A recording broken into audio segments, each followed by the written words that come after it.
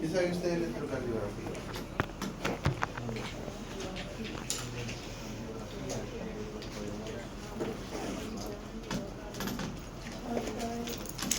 ¿De cuál?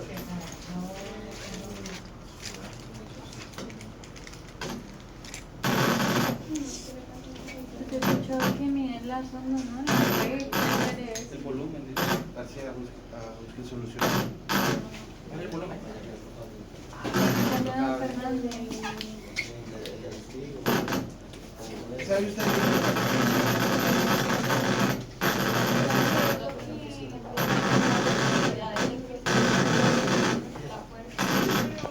la actividad? ¿Cuál? Cablecito, ¿no? Sí, el cable está dañado. A media hora vamos a iniciar la clase. Listo. Entonces hablamos del electrocardiograma. Pues el electrocardiograma es una representación por ondas o por un esquema gráfico de lo que es la actividad eléctrica del corazón. ¿Sí?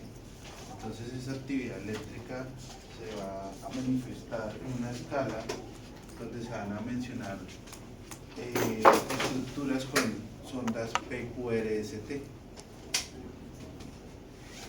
Entonces, si se dan cuenta en esta imagen, es un impulso eléctrico que se da a través de todo el corazón, pasando por atrios, por septum y por paredes del ventrículo. ¿Listo? Entonces, ¿cómo se da o se forma como tal esas ondas? Resulta que hay una actividad eléctrica, unos iones positivos y unos iones negativos que me van a provocar una descarga eléctrica. ¿Y dónde se da principalmente esto? En el miocardiocito. ¿Bien? Aquí no hablamos de que hay nervios, porque aquí no hay nervios. Aquí simplemente es una actividad eléctrica que se da gracias a esa actividad o a ese rol o a ese papel que toman los miocardiocitos para lograr ese impulso eléctrico. ¿Listo? Todo gracias a un potencial de transmembrana que se da en estas células. Si ustedes se acuerdan de su fisiología, en la fisiología se hablaba de esa funcionalidad transmembrana o transpared celular, donde involucra que haya un intercambio de iones, sodio-potasio, o que esté involucrado el cloro, para que haya una actividad celular, ¿listo? Y un funcionamiento celular. Entonces, esto también se da tras ese potencial transmembrana, específicamente en el miocardiocito. Aquí tiene que empezar algo y es el acoplamiento electromecánico. Ese acoplamiento electromecánico, que es el que le estoy diciendo que es una eventualidad de un movimiento de iones positivos y negativos para producir un impulso eléctrico. Entonces de aquí es que denominamos esto como sistema de generación. O sea, ¿qué genera? Pues actividad de iones, ¿cierto? De partículas de iones cargadas positiva y negativamente, para de esta manera producir una corriente eléctrica y de esta manera posteriormente esa corriente eléctrica hacer una conducción por todo el sistema de la bomba cardíaca. Entonces, si se dan cuenta en la imagen superior, ¿sí? Todo esto lleva a que esa conducción eléctrica se haga de manera uniforme en el corazón. Entonces vamos a ver que se van a producir ciertas ondas, ¿sí? Que están demostrando el impulso eléctrico que viaja a través de esas estructuras cardíacas. Me explico. Si hay un movimiento atrial o una conducción eléctrica atrial, se va a manifestar en una sonda. Si hay una actividad eléctrica septal, se va a manifestar en una sonda. Si hay una actividad eléctrica ventricular, se manifiesta en una sonda. Y si por ende hay una sístole y una diástole, bien, que representa un ritmo cardíaco, el corazón va a tener un lapso de tiempo para recuperarse y volver a retomar ese impulso eléctrico. ¿Listo? Por eso se van a ver las ondas de niveles con la P, la Q, la R, la S y la T. ¿Listo? Entonces, ¿cómo funciona esto? Esto funciona de la siguiente manera. Este sistema, que es de generación y conducción eléctrica, se va a dar por unas estructuras principales. Uno de ellos está ubicado en el atrio derecho, específicamente en el atrio derecho, y esa estructura se llama nodo sinusal. ¿Sí? El nodo sinusal. ¿Listo? De ese nodo sinusal es que empieza esa corriente eléctrica. ¿Bien? Y a través de ese nodo sinusal se permite ese impulso eléctrico a través de unas fibras nodales, o algunos instructores dicen fibras sinusales o fibras atriales. ¿Y quién está dando usted a entender eso? Miren la imagen, cómo de este nodo sinusal se genera esa corriente eléctrica y por ende esa conducción, ese impulso. ¿A través de quién? De esas fibras sinusales o esas fibras nodales o esas fibras atriales. ¿Qué le está dando a entender usted ese nombre en contexto? Que estas ramas se van a distribuir por los atrios llevando esa conducción eléctrica y así de esta manera permitir la contractilidad de los atrios. Según lo poco que les acabo de explicar, ¿quién de ustedes se atreve a analizar cuál será la primera cavidad del corazón que se contrae? El atrio derecho, ¿cierto? El atrio derecho es el primero que se va a contraer y en un lapso muy corto, porque eso es rapidísimo, no dice ser primero, pero inmediatamente se va a contraer el izquierdo, ¿cierto? El atrio izquierdo específicamente. ¿Listo? ¿Qué sucede acá? Toda esta conducción eléctrica difiere a una porción específica, a un punto específico entre el atrio y el ventrículo, donde ustedes van a encontrar otra estructura, que es el nodo atrioventricular. Creo que esto ya lo había explicado también, ¿cierto? Entonces, en este punto específico que está manifestado o está posicionado aquí en el septum, entre atrio y ventrículo, llega esa conducción eléctrica. ¿Listo? Pero ¿qué sucede acá? Resulta que las valvas, tanto atrioventriculares derecha e izquierda, ¿listo? Existen unas estructuras que son los anillos fibrosos. ¿Bien? Entonces, ¿qué se quiere lograr? Se quiere lograr que este nodo permite una distribución, una conducción eléctrica a través de los ventrículos.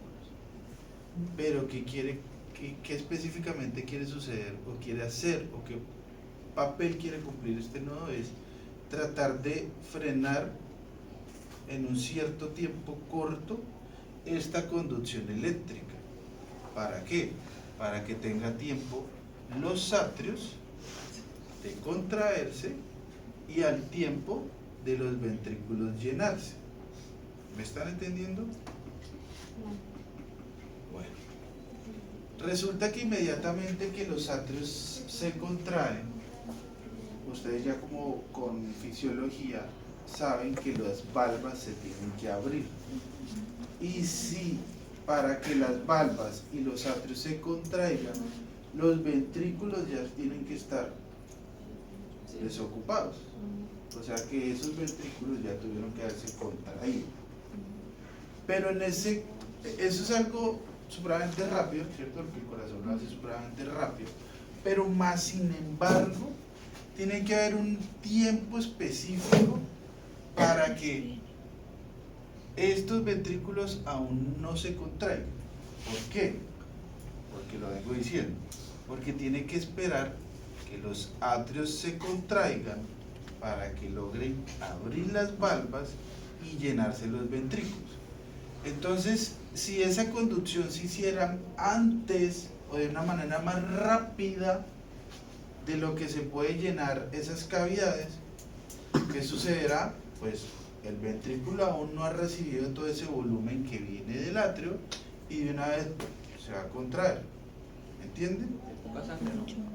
Con poco volumen. Sí, claro. Porque va a ser más rápido la velocidad de la conducción eléctrica a la actividad morfológica que puede tener esos ventrículos. ¿Me estoy dando a entender? ¿Listo? O de llenado, ¿claro? Entonces, ¿qué sucede acá? Como el impulso eléctrico, ¿todos están entendiendo? Yo veo a alguien que está bien. Profe, ¿qué pasa si no se llena ahí? O sea, ¿qué presenta ahí el paso? Hombre, estamos gateando. No puedo que usted entienda esto, ya quiera ver qué es. ¿Alguien está perdido? Por favor, dígame. Sí, no entiendo ni mierda. Haré los de morfo, ¿entendieron? ¿Hacemos quiz? No. Pero entendieron.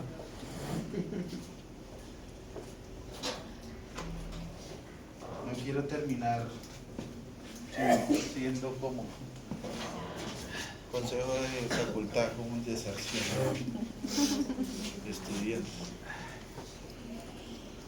Bueno, está hablando de la conducción eléctrica. ¿Listo?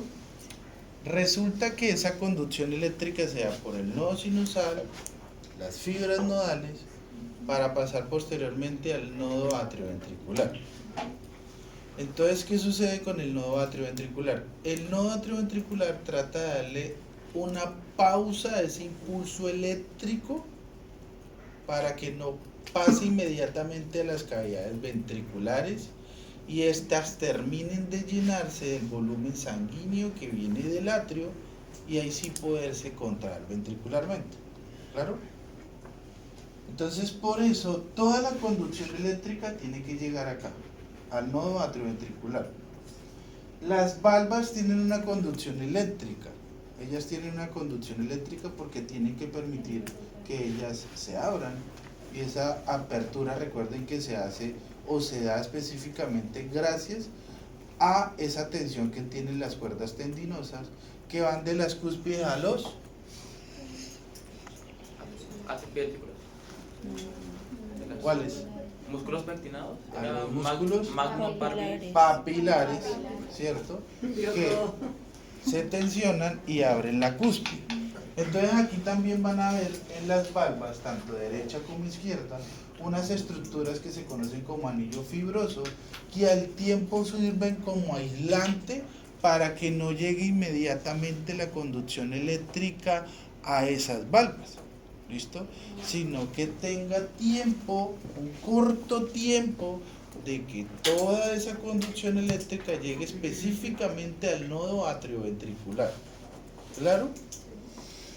Después de que llegó al nodo atrioventricular, empieza una secuencia ordenada. ¿Por qué? Porque esa conducción eléctrica tiene que pasar específicamente a esas cavidades o a toda esa porción ventral del corazón. ¿Cuáles estructuras? Pues si lo vemos de manera ordenada, si ustedes ven la gráfica de manera ordenada, miren que la primera porción que va a haber allí se llama esta estructura, que es la rama o haz de is, ¿cierto? O la rama de is o la fibra de is. ¿Bien? El puntico. Esta estructurita. Este puntico, el nodo. ¿Listo? Aquí está el haz de is. ¿Bien? Este es el, también algunos lo nombran como sinoatrial porque está queriendo mencionar específicamente que está, que un nodo que es sinusal y que está en el atrio, ¿cierto? Sino que suena redundante, entonces ya sinusal, pero también lo puede ser así. Entonces de esto salen unas fibras nodales hasta el otro atrio. al mismo atrio derecho, pero también salen ramas al atrio izquierdo. Estas se van a confluir al nodo atrioventricular para que solo allí llegue la conducción eléctrica y no se me distribuya a los ventrículos. Porque si se me distribuye a los ventrículos, es lo que estoy tratando de explicar, y no contraiga los ventrículos porque aún posiblemente no se han llenado. Entonces, esa conducción eléctrica pasa al nodo, ya este logra ese tiempo exacto, y ahí sí permite la conducción eléctrica a las DIs.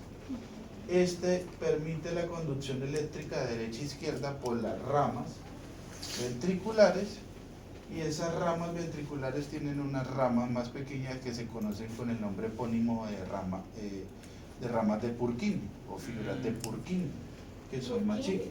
Purkinje. Y recuerden que también hay otras estructuras que permiten la conducción eléctrica de pared a pared, ¿sí? O sea, de septum, de pared septal a pared parietal, que se llaman las trabéculas septomarginales y las trabéculas carnosas. Entonces, de esta manera se va a permitir la conducción eléctrica uniforme a través de los ventrículos. ¿Listo? Entonces, tanto el lado derecho como el lado izquierdo. Entonces, el orden va a ser así: nodo sinusal, fibras nodales, nodo atrioventricular, haz de Is, ramas ventriculares, fibras de Purkinje y las trabéculas septomarginales y carnosas. ¿Y los otros también? Otra vez, y las trabéculas. Sí, dentro de la conducción eléctrica no lo habían incluido, pero ahorita definitivamente dijeron sí. O sea, es importante mencionar que los anillos fibrosos que hacen parte de esa porción de las valvas, ¿cierto? Es importante tenerlas en cuenta porque son el mecanismo aislante para que ellas no sufran una actividad. Y toda esa conducción eléctrica llega específicamente al nodo atrioventricular. Las trabéculas septomarginales y carnosas son las que pasan el impulso eléctrico de las paredes. De las paredes. Morfo 1.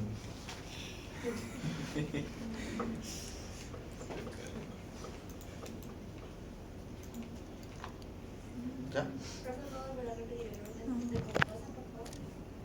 No lo dudo ya. Entonces, nodo sinusal, fibras nodales, ¿cierto? Recuerden que las fibras nodales pasan de atrio derecho a atrio izquierdo, ¿cierto? Anillos fibrosos, nodo atrioventricular, ¿cierto? Ramas ventriculares. Bueno, si explicamos específicamente, las ramas ventriculares reciben ahí un nombre chiquillo corto, que son las ramas septales.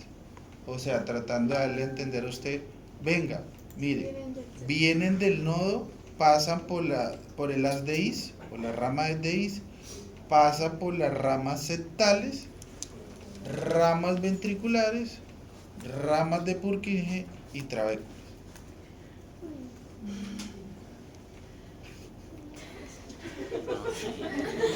Ramas. Profe. Usted dijo que ¿Y qué? Palabras tienen acción. Profe, ramas septales son unas y ventriculares otras, no son las que reciben el mismo nombre. Estoy pensando. está recopilando la información. Estoy pensando cómo hacer que me... No, un dibujito. Estaba tomando la página. Sí, dibujo. ¿Ah? Bueno, Ahí pues lo entendí que eran las septales, las entonces, ventriculares, nodo las de Purkinje. sinusal, fibras nodales, Derecho, izquierdo. que aquí está el atrio derecho. Este es el marcapaso natural del corazón, Este es el marcapaso natural del corazón, porque aquí empieza toda la conducción eléctrica. De aquí entonces salen otras fibras nodales hacia el atrio izquierdo. Toda esa conducción eléctrica es aislada en las valvas por los anillos fibrosos, para que de esa manera lleguen a este punto que es el nodo atrioventricular. Este nodo atrioventricular pasa esa conducción eléctrica a esta estructura, miren, que se llama haz de Is, ¿cierto? Haz de Is, sigue la conducción eléctrica a esta rama que son las ramas septales, Ramas septales.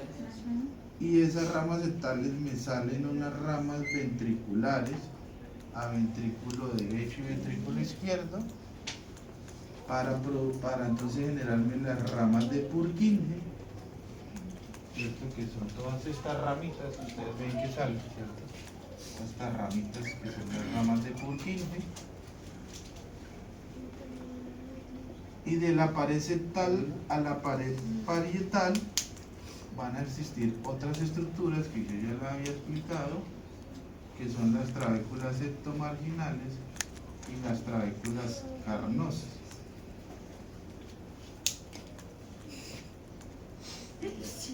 Perfecto. ¿Sí? Entonces el orden de la contractilidad va a ser atrio derecho, atrio izquierdo, conducción eléctrica a nivel del nodo atrioventricular. Los anillos fibrosos. Estoy diciendo la conducción como tal. Estos aislantes aquí no va todavía. El nodo atrioventricular, rama septal, ¿cierto? Ápex, ¿cierto? Aquí ya el ápex se va a contraer, ¿cierto?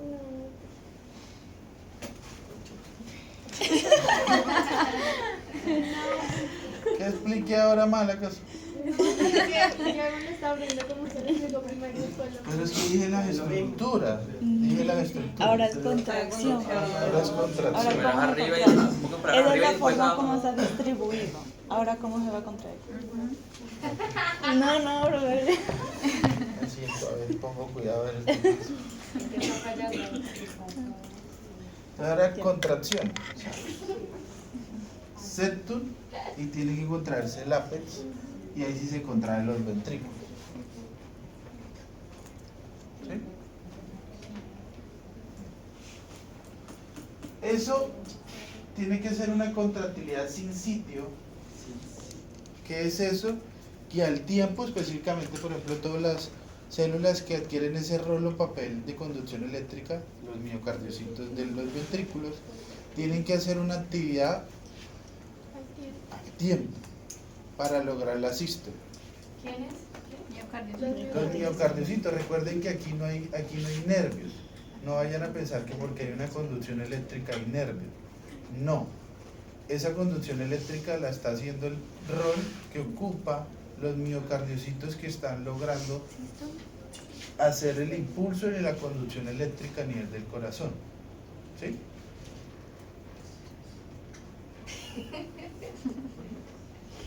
Profe, que es in sitio. In sitio es lo que acaba de decir su compañera. Todas nos cogemos de la mano y vamos a contraernos para hacer una contractilidad. Vamos a hacer la conducción y que haya una contractilidad. Todas las células. Todas las células. ¿Listo? Le voy a leer, mire. La estructura celular ramificada e interconectada con las células forman una estructura tridimensional que permite al músculo cardíaco ser una unidad contráctil. O sea, todas las celulitas van a hacer la misma función de conducción eléctrica para que el corazón logre una contractilidad uniforme. ¿Claro?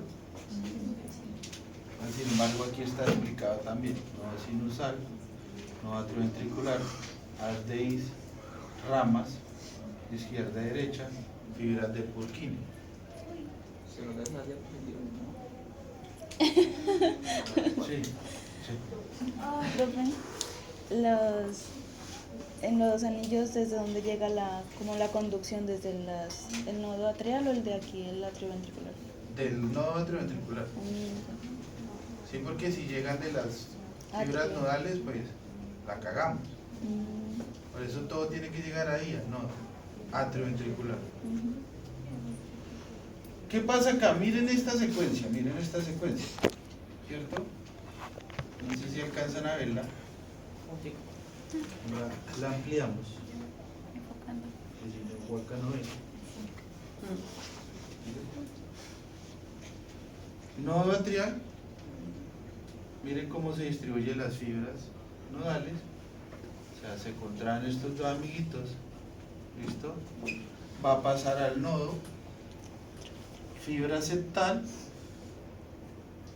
ápex, ramas ventriculares, ¿cierto? Para que este se contraiga. ¿Listo? Esa es la secuencia. Entonces, ¿qué pasa ahí? Resulta que el corazón, pues esas células tienen que despolarizarse, ¿cierto? O repolarizarse. Hacer una despolarización, una repolarización. Cuando hablamos de despolarización y repolarización, despolarización es que ellas van a hacer una descarga, van a descargar. Y al hacer esa descarga, pues van a hacer un impulso eléctrico, ¿cierto? O sea, yo estoy cargado en corriente, yo estoy cargado en corriente y voy a pasarle la corriente a otras. Entonces yo cojo y le paso la corriente a ella, me despolaricé, ¿cierto? ¿Y cómo me repolarizo? Pues otra vez llenándome de corriente. ¿Claro? Entonces, ¿cómo hacer esa actividad eléctrica? ¿Listo? De la siguiente manera. Miren este diagrama. Esta es la sonda PQRST. Nos vamos a enfocar aquí y nos vamos a enfocar aquí. ¿Listo? Porque vamos a... Sonda PQRST. No tienen pérdida porque ustedes me imagino que saben el abecedario, ¿cierto? No empieza a veces JKLM, no, PQRST. La PQRST. ¿Listo? Ah, sí, está contando, ¿cierto? Entonces, aquí la onda P, que la está ejemplificando acá, la onda P, habla que es la despolarización atrial. ¿Qué entiende usted de polarización atrial? Que se recarga, o sea, que envía otra energía a la porción atrial, ¿no? Se Para- descarga. Entonces hay despolarización de los atrios para que haga el movimiento, para que haga esto. ¿Qué está diciéndole usted esa sonda? Contraír así. Está diciendo, se están contrayendo los atrios, se están despolarizando, o sea, está viendo la descarga para que ellos se contraigan. Entonces usted dice, si yo veo onda P, es porque ¿qué? ¿Qué entiende usted? Contracción de atrios, ¿no? Los atrios están haciendo su contractilidad, ¿cierto? Usted dice, onda P, los atrios están contrayendo. ¿Bien? Listo.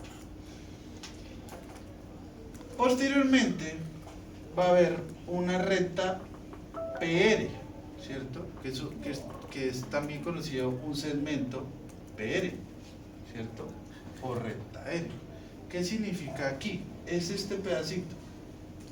Es este pedacito. ¿Qué le está dando usted a entender este pedacito? Ahí hay una línea recta que es como un tiempo de descanso, como una pausa, ¿cierto? Eso, entonces. Onda P, PR, segmento PR. recta R, ¿cierto? O segmento PR, que es este. Yo creo que no. No creo que sea llenado. ¿Mm? No, que está diciendo que ese era el llenar de los ventrículos, pero yo creo que no. Esa porción no. Es que No, porque él tuvo que hacer una despolarización atrial, este lapso corto, que no hay actividad eléctrica, no la hay, Entonces pues normal. Claro. para que, exacto, entonces ahí termina el vaciado, que era lo que le estaba explicando, Ujú. ¿cierto? Y posteriormente, mire que me habla que hay una despolarización ventricular. ¿Qué le está diciendo usted a eso? Que ya son los ventrículos, ya pasó la despolarización a los ventrículos, ¿cierto? La conducción eléctrica, perdón, a los ventrículos, y como ya pasó la conducción eléctrica a los ventrículos, estos van a tener que despolarizarse. Entonces ahí es donde usted tiene los picos, ¿cierto? Mírenlo, Q, como se ve ahí, R, S, ¿cierto? El complejo QRST, perdón, el complejo QRST, que es este de acá, Le está diciendo No, QRS. QRS, perdón, sí, QRS. El complejo QRS es el complejo que le está diciendo a usted se está despolarizando los ventrículos. O sea, que se están contrayendo para hacer vaciamiento. ¿Sí? Entonces, en resumen, si usted quisiera evaluar la porción ventricular en un electrocardiograma, ¿qué estaría poniéndole cuidado específicamente? Entonces usted dice, yo me voy y específicamente quiero ver cómo están los ventrículos, entonces me fijo en el complejo QRS, ¿cierto? Ahí está. Ese complejo me dice, ventrículo derecho, ventrículo izquierdo, hay una contracción, una despolarización, una contractilidad. ¿Listo? ¿Me entienden o no me entienden? Bien. Posteriormente, entonces, como hay una despolarización, va a tener que haber una repolarización ventricular, ¿cierto? Ese ventrículo se va a tener que repolarizar y esa es la sonda que usted ve con el nombre de T. Se dice, ahí se repolarizó el ventrículo, ¿cierto? O los ventrículos, porque posteriormente se van a despolarizar nuevamente. Entonces, si usted dice, no veo una adecuada repolarización de los ventrículos, entonces no veo una adecuada sonda T. ¿Listo? Entonces, aquí usted dice repolarización del ventrículo, que es la sonda. ¿Cuál? T. La sonda T. Entonces, ¿esta es cuál? La P, P, la Q, R, S y T. y T. ¿Sí? Entonces, usted aquí, ¿qué evalúa? despolarización. ¿Qué evalúa acá? Despolarización. De los arterios. Acá, Contractilidad ventricular. despolarización de los ventrículos. Acá, repolarización de los ventrículos. Y aquí viene una recta también con inactividad eléctrica. ¿Sí? Eso es una línea isoeléctrica, o sea, no hay actividad eléctrica, no la hay. ¿Y qué sigue aquí nuevamente? La P. Entonces la P, ¿cierto? La P y vuelve otra vez esa línea recta o segmento PR para luego hacer nuevamente esto, ¿cierto? ¿Me entendieron? ¿Cómo se llama ahí donde isoeléctrica? ¿Tiene isoeléctrica? Una línea isoeléctrica con inactividad eléctrica. Profe, se ve que no entendí muy bien por qué la Q y la S siempre hay un descenso. Ahí le está diciendo que es empieza la despolarización de un ventrículo derecho y el ventrículo izquierdo, para que haya después los picos de una contractilidad completa. La Q es como el del derecho y la S es del izquierdo. Eso, U y S. Sí. Ok. Entonces ustedes van a ver esto, ¿cierto? Mire, estos son los segmentos PR, donde está la línea isovolumétrica o isoeléctrica o de inactividad eléctrica entre P y el esquema QRS, ¿cierto? Y aquí hay otro segmento que es el ST, ¿cierto? Y posteriormente, después del T, va a haber una línea Porque el que T es está abajo. ya puede haber una situación, ¿cierto? Que me está explicando. O sea, pero tiene que estar arriba siempre. Bueno, puede suceder que hayan ciertos comportamientos fisiológicos normales donde usted puede ver alteraciones en estas curvas, que no puede ser anormal, como puede suceder en algo que son las bradicardias por expiración y las taquicardias por expiración, conocido con las siglas de beta, ¿cierto? ¿Qué es eso? Es una arritmia normal que se puede dar en la porción respiratoria de los pacientes braquicefálicos, ¿cierto? Que tienden a ser normales, pero si continúan en el tiempo o usted lo altera, puede llegar a ver estos comportamientos anormales en la sonda, como usted puede ver acá, ¿cierto? En la T. ¿Listo? Pero entonces, Solo en eso. sí, pero entonces uno empieza a ver las escalas que no sea tan marcadas. Generalmente las que pueden haber alteraciones en la porción de electrocardiografía son inherentes las P o los esquemas QRS. Profe, ¿y en la QS deben siempre ser iguales o no importa que uno Sí, tienen que ser iguales, ¿no? Sí, porque Pues en lo posible tienen que ser porciones iguales, ¿cierto? Pero mire que es que no se evalúa tanto como si se pasó, digamos, una linecita, sino usted decir ya eventos significativos, como de pronto tengo acá, ¿cierto? Mire donde ustedes ven un comportamiento marcado de escalas o de esquemas P o esquemas QRS, ¿cierto? O mire los tiempos que pueden haber entre ellos, son tiempos amplios, ¿cierto? Tiempos ya muy amplios donde usted puede ver que puede haber una bradicardia, o incluso tiempos muy cortos donde usted puede decir, uy, aquí ya hay una taquicardia. Y ese que está en el medio, que está hacia abajo, significa que no hay una buena contractilidad ventricular. Puede ser que hay una isquemia, por eso no hay una buena contractilidad. Entonces usted dice, ah, bueno, no hay buen esquema QRS, ¿cierto? Entonces, generalmente puede ser una isquemia. O ya puede usted empezar a ver una desfibrilación, ¿cierto? Del corazón, y usted dice, bueno, si yo ya veo esto, yo ya me empiezo a preocupar. Profe, los chulitos quiere decir que si hay más de digamos, de 2 o 3 alteraciones. Es que no quería pasarme todavía. No ha pasado para allá. Entonces, ¿cuándo se indicaba hacer electrocardiografía? Toda evaluación cardiovascular debe llevar una electrocardiografía, todo. O sea, es un paciente que uno sospecha, que era lo que por lo menos hablaba con unas colegas que me dijeron, venga, ¿usted está disponible para una radiografía? Sí. Entonces también una radiografía de qué? Querían ver toras para ver corazón. Oye, ¿estudiaron lo del test de Buchanan? Sí. ¿Qué? Entonces, yo obviamente hice silueta cardíaca, no hice test de Buchanan, pero era evidente que el atrio derecho estaba dilatado, tenía una cardiopatía dilatada. Y yo le dije eso a una de las colegas, me dice, no, de una vez, vamos a mandarle benacepril y pimobendan. Y yo dije, uy, o sea, yo decir a usted que el paciente tiene una pérdida de la contractilidad isovolumétrica para que usted empiece a aumentar la contractilidad por el pimobendan, o usted empiece a usar los priles para inhibir ECAs por una radiografía.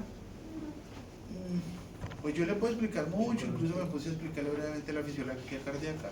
No soy cardiólogo, pero yo le dije, no, o sea, valore bien su paciente y trate de hacer una valoración más exhaustiva.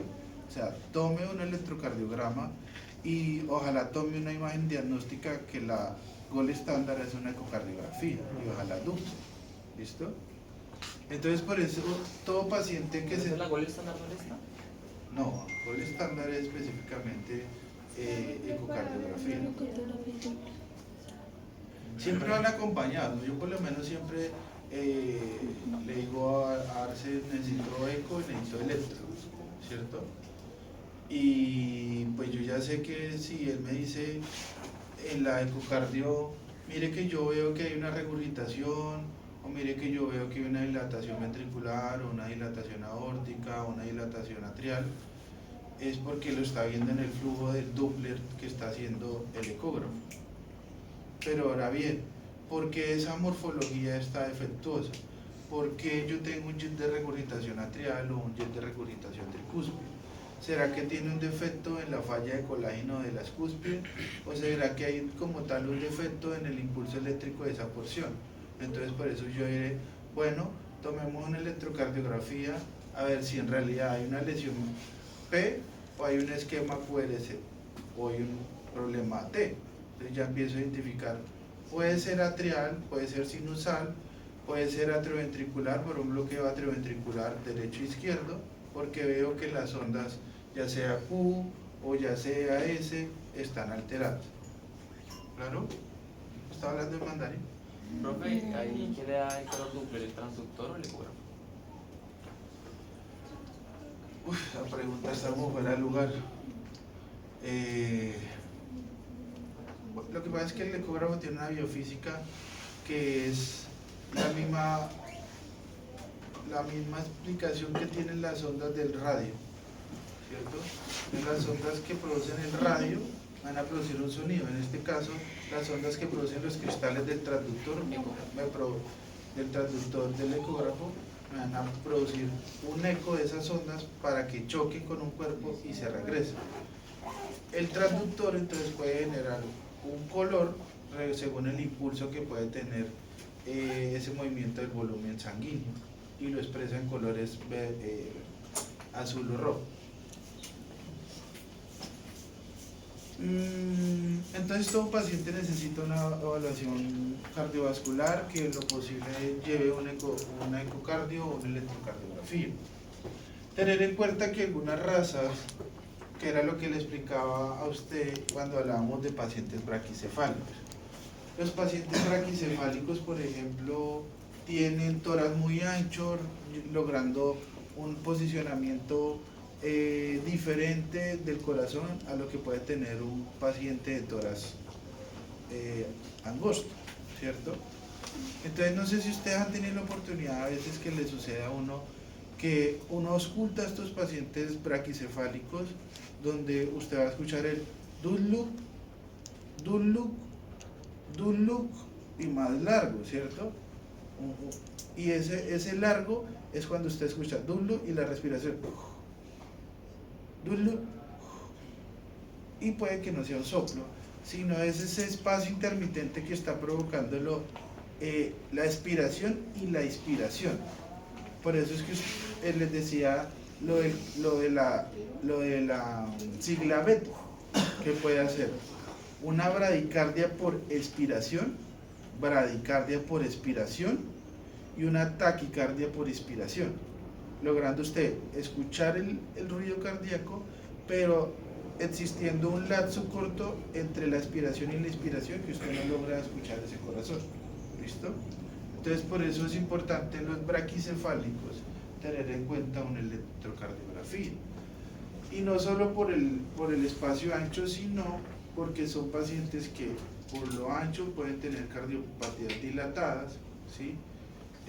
Normales, por las taquicardias constantes o por las bradicardias constantes, que pasaron de ser fisiológicas por su morfología a ser anómalas. Y ya pasó a ser un paciente que tuvo problemas en la conducción eléctrica, dilatándose los atrios y por ende los ventrículos. Por eso tenemos aquí las siglas de CMD, que es cardiomiopatía dilatada. ¿Listo?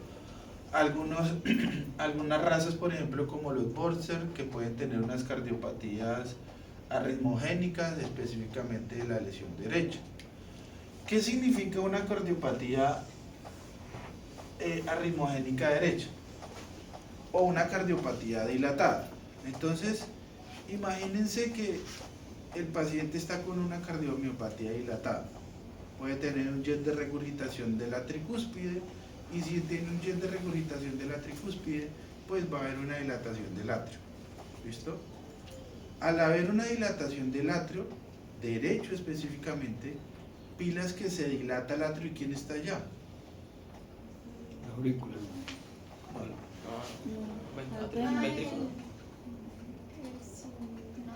El nodo sinusal, ¿cierto? Entonces, miren que el nodo sinusal está en el atrio derecho y es el que primero se contrae. ¿Claro? Eso significa que va a pasar un volumen sanguíneo, pónganme bien cuidado, quiero que me entiendan este punto. Va a pasar un volumen sanguíneo del atrio derecho al ventrículo derecho. Pero ¿qué sucede allí? Que ese volumen sanguíneo que pasa del atrio derecho al ventrículo derecho, un porcentaje de ese volumen sanguíneo pasó al ventrículo derecho netamente por apertura de cúspides, por gravedad y por presión elipsoidal que tiene el corazón. ¿Cómo así? Entonces por eso quise traer hoy Entonces no es por la Ya. descarga eléctrica. Tranquila. calma. Pues, Sí, va bien. Por eso quiero traer esta imagen. ¿Sí? Hoy en día se conoce el modelo de la banda cardíaca. ¿Qué se quiera dar a entender de la banda cardíaca? Miren esta imagen de abajo. Se explica que el corazón es una estructura elipsoidal, ¿cierto? Que va así. Entonces, esta es la banda cardíaca. Mire que está desplegada, ¿cierto? Está totalmente desplegada. Entonces, ¿qué sucede? Mire, AP, arteria pulmonar, ¿cierto? Este es el segmento derecho, el segmento izquierdo, segmento derecho, SA, que es el segmento ascendente, o sea, me está diciendo atrios, y esta A, que es la aorta. Entonces, mire cómo se desplegó, lo desenrollamos, y si lo volviéramos a enrollar, estaríamos dando cuenta de este principio de que el corazón es elipsoidal, ¿cierto? Entonces, al hacer elipsoidal, como se muestra también en esta grafiquita, Pero también así se contrae, ¿no? Yo pensé que se contraía así. logra una leve contracción, ¿cierto? Sin conducción eléctrica y una leve arrastre como de succión, ¿cierto? Como de pronto el principio que tiene un sifón, ¿sí? Es así, ¿listo? Hay cierta succión porque él logra por ese movimiento elipsoidal o esa forma elipsoidal que del atrio pase al ventrículo por gravedad y por esa succión que tiene la morfología elipsoidal del corazón. Ese volumen es grande. ¿Saben de cuánto? De un 70% es ese volumen. ¿Sí? Sin contractilidad atrial. De un 70%. O sea que mire que es un volumen importante. Pero ¿cuánto volumen nos falta? 30. ¿Y quién lo va a dar ese 30? Sino atrial. Pues las descargas eléctricas. ¿Quién lo va a dar ese Sino atrial, ¿no? Los nodos. la contractilidad del atrio? O sea, específicamente el nodo sinusal. Pero si se dilata el atrio, derecho, hay cardiomiopatía dilatada derecha, y específicamente donde está el marcapaso natural, va a haber una deficiencia en ese impulso eléctrico nodal, por ende fibras nodales del atrio derecho, y puede que el corazón no logre tener la contractilidad de ese 30% del atrio al ventrículo. Entonces miren que en realidad la cardiopatía dilatada derecha puede tener una importancia significativa en cuanto al volumen sanguíneo, porque si empieza cardiopatía no hay una eficacia en la contractilidad del atrio y esa importancia es del 30%. Entonces cada vez se va a ir perdiendo ese volumen del 30 y al final va a ir ese 70. ¿Quién va a disminuir entonces? En resumen, el gasto cardíaco. 30, ¿no? Claro, ese corazón cada vez se va a quedar sin el 30. Y puede disminuir aquí. Claro, entre el corazón más se dilate, menos contractilidad, menos impulso eléctrico y de repeso del derecho, pues mire dónde empieza todo. ¿Difícil? Sí. Un poquito. Estudiar. Pero es una como la cardiopatía dilatada, ¿sí? Ujú. ¿Sí? ¿Qué? Es muy similar a la cardiopatía dilatada. Sí, es que es una es cardiomiopatía dilatada. Pues como lo está explicando como cardiomiopatía arrítmica derecha. Sino que obviamente todo tiene que ver desde el punto de vista de una pérdida de la estructura. Por eso hablábamos de conducción eléctrica o una lesión morfológica, que dentro de las que ustedes más mencionaron, una pérdida de colágeno en las porciones estructurales de la cúspide. Y si le remata a usted que hay una fibrosis, puede ser por isquemia, ¿cierto? O esa fibrosis isquémica específicamente cuando ahí hablábamos, bueno, no, por causas, por ejemplo, anestésicas, donde decimos, voy a anestesiar al paciente y como yo la cago también, no hay una preoxigenación, no hay un tubo endotraqueal, ¿cierto? No hay un volumen constante de fluidos, ¿cierto? Porque recuerden que cuando hablábamos de renal, ¿sí fueron ustedes? Hablábamos que también puede haber una estenosis, ¿cierto? Provocando isquemia. Entonces todo eso va a desencadenar al tiempo una atrofia de una porción o una morfología cardíaca. Bien, entonces con los fármacos puede suceder, con los anestésicos puede suceder. Ahí también involucra edad de pacientes que uno puede identificar con ciertas lesiones cardíacas por elevada edad. Evaluaciones preanestésicas, ¿sí? En humanos generalmente siempre, antes de una cirugía se hace una evaluación preanestésica donde involucra hacer un electrocardiograma. Evaluar pacientes con alteraciones electrolíticas. Mire que ahí habla 3 puntos importantes. Endocrinas, donde hay hipotiroidismo, ¿cierto? Hay Cushing, un Cushing es el hiperadrenocorticismo, donde en el hiperadrenocorticismo están involucradas 2 porciones como es la médula y la corteza, donde ustedes van a ver desbalances importantes en los glucocorticoides y los mineralocorticoides, ¿cierto? Diabetes, ¿cierto? Diabetes con pacientes que son resistencia a insulina. Mire otro punto importante como son renales, con obstrucciones urinarias, o importante con gastroenteritis por parvovirus. Alguna vez hablaba la medicina interna de Tinger, parvovirus, generalmente puede haber lesión fulminante del miocardio provocando muerte del paciente. Pero simplemente decía, hay lesión fulminante del miocardio con una muerte inmediata del paciente. Pero no explicaban a fondo el porqué.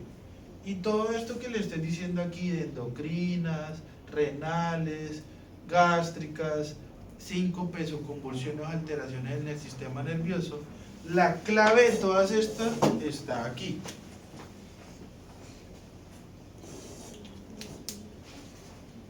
En las alteraciones electrolíticas. Por todo este tipo de situaciones, ahí en común está relacionada las desbalances electrolíticas.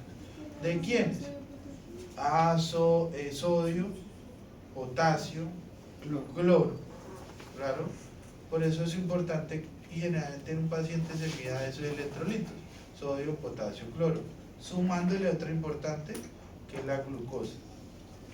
¿Bien? Entonces, pacientes con obstrucciones, por ejemplo, urinarias, generalmente los gatos, donde usted empieza a ver una hipercalemia, ¿cierto? Se pueden aumentar los niveles de potasio, ¿cierto? Provocando un desbalance electrolítico importante. ¿Listo? Entonces, ¿para qué nos sirve o para qué no? Uno, usted puede medir el ritmo cardíaco, usted puede específicamente medir cómo está ese ritmo cardíaco, frecuencia cardíaca. Profe, cuando está haciendo ¿qué significa? Pues entonces ya hay un desbalance en la contractilidad ventricular. Entonces se ponen profe esas cositas. Los caimancitos. Sí, sí. A tocar en la práctica, sí. Ahorita les mando el esquema que tengo en el quirófano, donde uno pone derecho, izquierdo, ingle, tal. ¿Cuántos son? Como 4. 5. Y la última que es el neutro, que es el negro, que lo pueden corregir. Arritmias cardíacas, pues es lo que usted más quiere, ¿no? Usted quiere específicamente lograr percibir si su paciente tiene una arritmia. ¿Listo? Bueno, aquí hablaba de el tamaño de las cámaras, donde usted puede ver que específicamente, por ejemplo, esta es la onda P, ¿cierto? Esta es la onda P, la normalidad. Ya usted puede ver una derivación donde la onda P la ve irregular, pero igual puede ser normal. El lío es cuando usted empieza a ver de left right, ¿cierto? Derecho izquierdo, donde usted dice, bueno, alteraciones en esa onda P, donde hay aumento en los picos de esa onda P. ¿Sí alcanzan a percibirlo? Sí. Miren la onda P como es normalita y miren cómo esta porción derecha está elevada. Entonces usted dice, onda P, ya sé que es de los atrios. Si yo la veo que se aumenta en el pico derecho, entonces yo veo que es específicamente una lesión en el atrio derecho, ¿cierto? Mire el pico normal de esa onda P. Si yo veo que aumenta la distancia en esa onda P, aumentando un poco la elevación del pico aquí izquierdo, yo digo, bueno, hay posiblemente una lesión, una limitación o un desbalance en esa porción izquierda. Pero mire aquí que ya suma las dos. Entonces usted ya me dice, me suma las dos. Se me está elevando y me está trayendo un desbalance muy completo en esta porción izquierda también. Entonces dice, bueno, si lo mido, ya son tanto atrio derecho como atrio izquierdo. ¿Listo? ¿Me entendieron? Sí. Bueno, alteraciones electrolíticas. O sea que la onda P muestra la de los dos. Sí, claro, por eso hablamos de los atrios. Onda P ya es atrio. Esquema, QRS, ventrículo. Los dos. T, repolarización. Uno no puede diferenciar el derecho y el izquierdo. Ventrículo. Uno puede diferenciar el derecho y el izquierdo. Sí, pues el esquema me lo habla acá. Todas alteraciones de hipercalemia, hipercalcemia. Sí, ya usted empieza a tomar decisiones clínicas respecto a eso. Sigue rápido. Bueno, aquí usted empieza a ver trastornos de generación de impulso, donde puede usted ver bradicardia o taquicardia, fibrilación, y creo que, bueno, aquí está, la fibrilación atrial. Mire que usted ya dice, uy, marica, yo no veo. ¿Qué no ven ahí? La P. La onda P. Y la onda N también está afectada. Ni la P ni la Mire, entonces fibrilación atrial, uno ya como que no ve mucho la P, La P. ¿cierto? Y era lo que usted hablaba, uy, ya no veo onda P, ¿cierto? Ya no veo onda P. Entonces si usted ya no ve onda P, entonces no va a haber contractilidad adecuada del atrio, entonces hay un porcentaje de volumen que no estaba llegando. ¿Cuánto es? 30. O sea, ese 30% de volumen atrial no está pasando al ventrículo. Entonces usted dice, mierda, yo ya estoy viendo que aquí hay una fibrilación. Fibrilación es lo que yo quisiera que le pasara a todas las suegras, ¿cierto? Qué rica. Una recta isovolumétrica donde hay inactividad eléctrica. ¿Listo? Bueno, aquí ven una bradicardia sinusal. ¿Por qué bradicardia sinusal? ¿Qué es bradicardia? Disminución. Taqui, Rápido. Taqui, no tati, ¿no?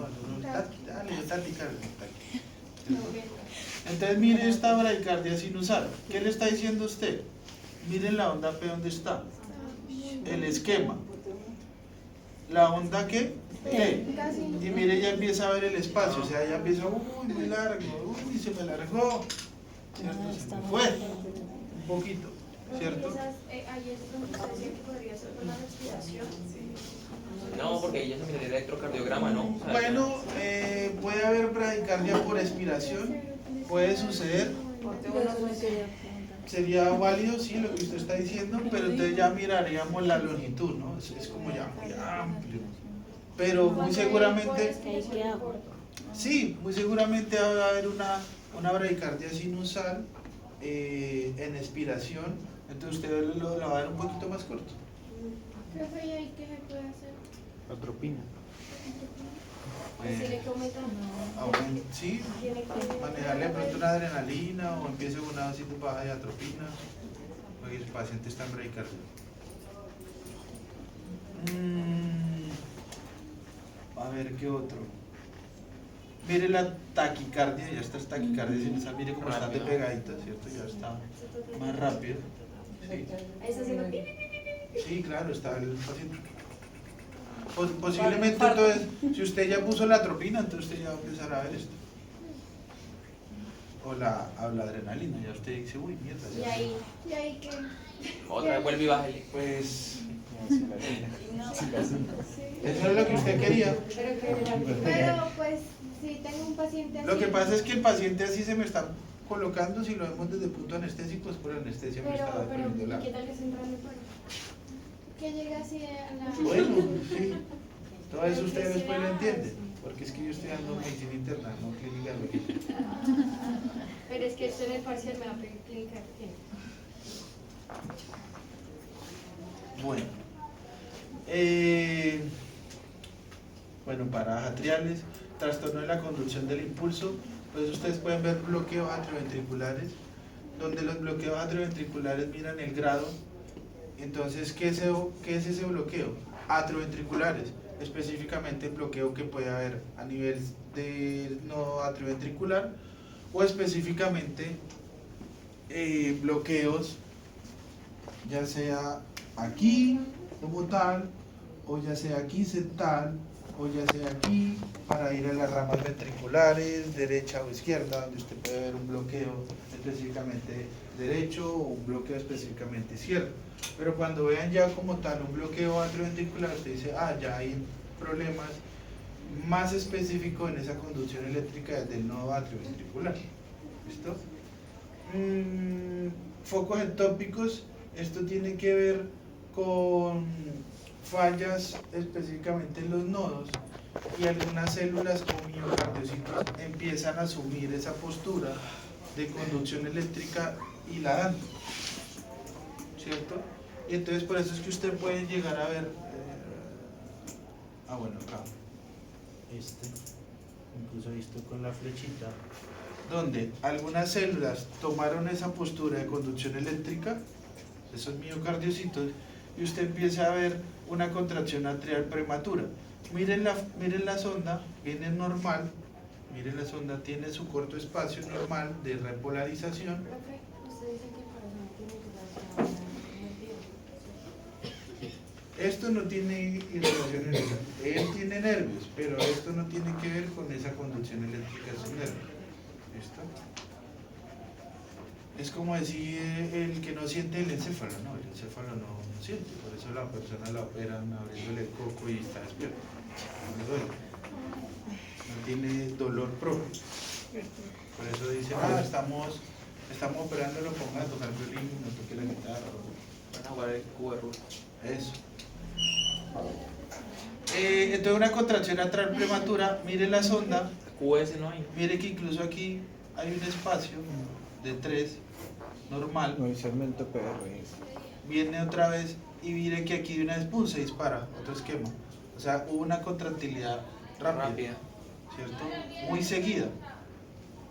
Bien, y eso puede ser una contractilidad paroxística prematura de las mismas células de los miocardiocitos que asumieron esa conducción eléctrica. Profe, es decir, no entendí. ¿Ah? Profe, ahí está. Ahí también está por acá. No, ahora ahí para el tinto, profe. Sí, ahí para allá. Bueno, complejos. Conducción sinusal normal. ¿Quién es esta? P, U, R, S y T. Miren este corto. Así es normal. Inactividad eléctrica, que es normal. Ah, esa es normal. Sí, aquí hay una inactividad eléctrica. Y va a ser más pronunciada la Q y Porque la S. aquí ya va a empezar nuevamente la despolarización atrial con la P, ¿cierto? Bueno, revisemos esta. Supraventricular, entonces viene la P, QRS, T, el laxo, y miren que aquí inmediatamente, miren el espacio acá. Miren el espacio acá de la línea recta de descanso con inactividad eléctrica. Aquí está bien, porque hay inactividad eléctrica. Viene otra vez el esquema P, QRS, T, inmediatamente esa línea de descanso no está muy marcada. Significa que hay una contractilidad atrial muy prematura y bien y se me encontraba. ¿Listo? Aquí hablamos también de los prematuros supraventricular. Porque los miocardios maduros. Puede ser un complejo paroxístico donde los miocardiocitos asumieron esa posición de conducción eléctrica y lograron una contractilidad atrial. ¿Sí? Son muchos factores. Lo que pasa es que usted empieza a tener mucha curiosidad y eso es el lema que uno dice que entre más sabe, menos sabe. ¿Sí? Porque dice, uy, supe esto, ahora ¿cómo hago para controlar esto? Pero pues si no, aquí me riego más que un vómito.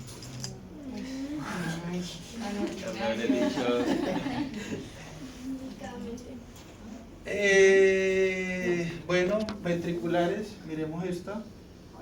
P, Q, R, S, T. Uy, ¿qué pasó acá? La P está hacia abajo. La R. Aquí hubo un descanso, se manifestó un poquito la P, Pero la R es la que se afecta. se manifestó un poquito la P, La complejo. La ventricular no. Ah, entonces usted ya empieza a entender, dice, uy, algo pasa ventricular, algo sucedió aquí ventricular. Y la Y T es después, muy ¿cómo se alta. disparó la T? Disparó la T. Yo creo que se disparó así como para compensar. Por la Pues repolarización. obviamente se despolarizó y se repolarizó inmediatamente de una manera exacerbada, seguramente. Hubo el descanso, volvió otra vez, normal, pero está otra vez el problema ventricular. ¿Listo? Ya muy tardío, miren el sinusal normal otra vez. Miren el sinusal normal, miren la línea corta, miren aquí ya No. como se demora más. Así. Hay un problema ventricular también, empieza a haber un problema ventricular, otra vez normal, y mire la línea de descanso. Cuando se presenta una línea de descanso tan prolongada, ¿qué signos ya se pueden ver en el paciente? Sería por cada uno verlo. Pues eso es una arritmia típica, ¿sí? Y si está dentro de una arritmia típica hay un problema en la conducción eléctrica. Entonces, Pero si hay un así, descanso largo, A simple vista. hay un inicio tardío, no sé si me entienda, de otra vez onda P y por ende una contractilidad. Entonces son pacientes que tienen una arritmia y posiblemente puede haber alteraciones en alguna cámara cardíaca del corazón, puede ser derecho. Entonces ya empiezan a ustedes a asimilar si empieza a haber tos, síncope, cianosis, ¿cierto? Hipertensión, porque la hipertensión también causa un desbalance en el electrocardiograma. ¿Qué decisiones pueden tomar ustedes? En resumen, si el paciente tiene un síncope, pues trate primeramente mirar presión arterial, entonces disminuir los niveles de sodio, aumente los niveles de agua, mire cómo está el ejercicio, limite el ejercicio para evitar un síncope. Si son isquemias o si son hipoxias, entonces puede usted empezar a pensar en medicamentos oxigenantes como la pentofilina, empezar a dar magnesio, coenzima Q10, vitamina E. Poner oxígeno. Era lo lógico, ¿cierto? Lo primero que usted tiene que hacer es pues, ponga volumen de oxígeno. Mire la importancia que tiene la taurina que tenían de tarea, creo, Sí. la L-carnitina, ¿cierto? Uso de algunos agentes antiarrítmicos, el más beta bloqueantes o antiarrítmicos más importantes es la midazolam, ¿cierto? Ella es una importante agente antiarrítmico porque bloquea la liberación de adrenalina. ¿La adrenalina dónde se libera? Se libera en el hipotálamo. ¿Cómo así? ¿De dónde se libera la adrenalina? ¿De dónde o a dónde? ¿Dónde? ¿De dónde? Pues de las adrenales, Gracias. ¿De dónde específicamente? de la corteza, Exacto. ¿Entonces gluco o minero? glucocorticoide. Muchas gracias.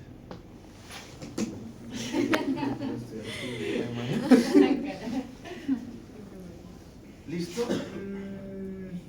Bueno, siempre tengan en cuenta era lo que le explicaba, pacientes obstruidos aumenta el calcio, entonces pacientes que tienen hipercalemia, recuerden que empieza a haber un desbalance electrolítico, potasio, gracias, dije calcio, perdón, potasio, hiper-K, recuerden que la K es de potasio, ¿listo?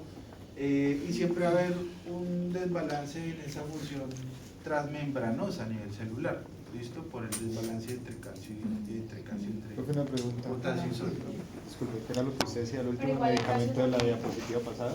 Señor, De la diapositiva pasada, ¿cuál era el uso de ese medicamento? O sea, ¿cuál es la El función? último, la mío. El último. la midazolam es un agente antiarrítmico. Y ve, La clase pasada le pregunté. por sí, qué, casi pero no, dijo que no. casi no se usa la midazolam. Es como la última que uno usa, ¿sí? Porque cuando me refiero a que casi uno se usaba es porque usted primero usa inhibidores de la ECA, aumentos beta-bloqueantes, medicamentos que ayudan en la vasodilatación, en la contractilidad como el Pimodan, diuréticos, ¿cierto? Y usted ya, creo que estaba, por eso es que estaba en lo último en la presentación, y usted dice, ah, bueno, ya uso antiarrítmicos, ya uso una midazolam, ¿sí? Por eso es que digo, casi no se usa porque usted tuvo que haber pasado por todo lo previo. Es como usted decir, tengo mi paciente que yo veo que empieza a tener una arritmia, no es tan grave, yo prefiero darle agua, restringir el sodio y evitar el ejercicio. Si yo ya veo que está cada vez más progresivo, entonces ya usted digo, ah, bueno, empiezo con un enalapril, un benacepril, un losartán. Pero entonces usted no empieza a decir, ah, paso una midazolam, ¿no?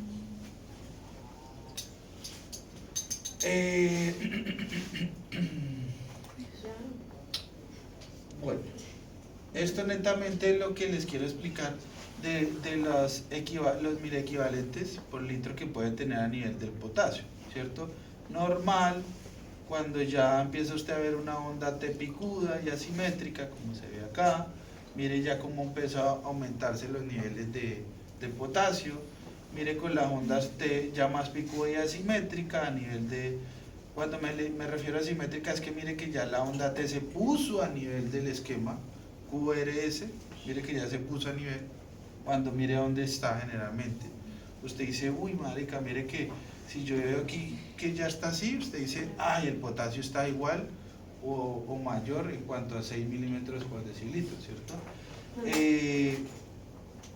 Propagación progresiva de la P y la R, ¿cierto? Usted ya dice, uy, ya se ponen a la par también, entonces ya elevación mayor.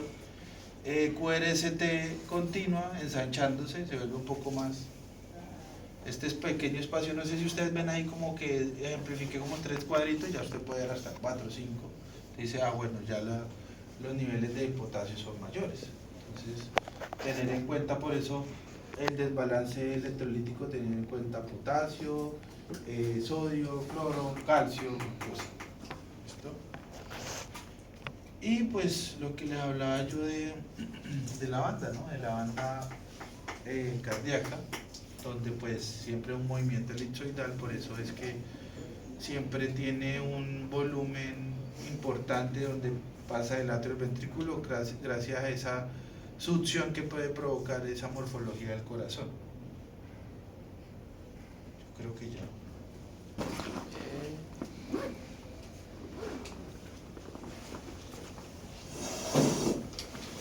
Claro. Entonces, dentro de 8 días, Claro, como la espero que estén más preparadas y